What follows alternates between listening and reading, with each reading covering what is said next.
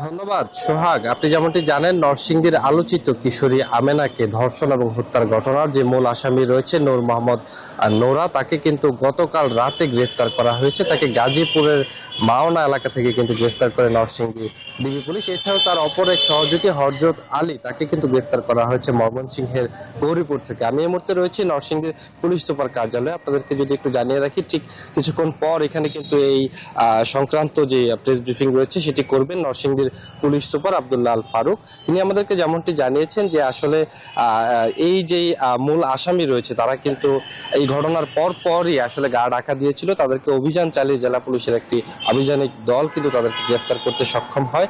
এছাড়াও আমরা কালকে দেখেছিলাম যে ঢাকা রেঞ্জের ডিআইজি কিন্তু ঘটনাস্থল পরিদর্শন করেছিলেন। এছাড়াও নরসিংদীর যে সংসদ সদস্য রয়েছে খায়রুল কবির খোকন, তিনিও কিন্তু ঘটনাস্থল পরিদর্শন করেছিলেন এবং এই আসামিদেরকে দ্রুত গ্রেফতারে কিন্তু আলটিমেটাম দিয়েছিলেন।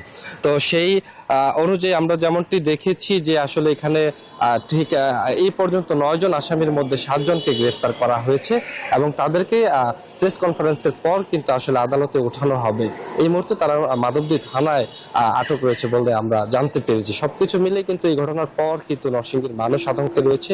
তারা যেমনটি বলছেন, এই ঘটনার দৃষ্টান্তমূলক শাস্তি যদি না হয় তাহলে এই ধরনের অপরাধ প্রবণতা কিন্তু বেড়েই চলবে। সবকিছু মিলিয়ে এই ছিল নরসিংদী থেকে আমার কাছে সর্বশেষ। ফিরে যাব স্টুডিওতে সোহাগের কাছে। সোহাগ। হৃদয়, আপনাকে ধন্যবাদ। Bashundhara public school and college 2026 শিক্ষাবর্ষে ভর্তি চলছে।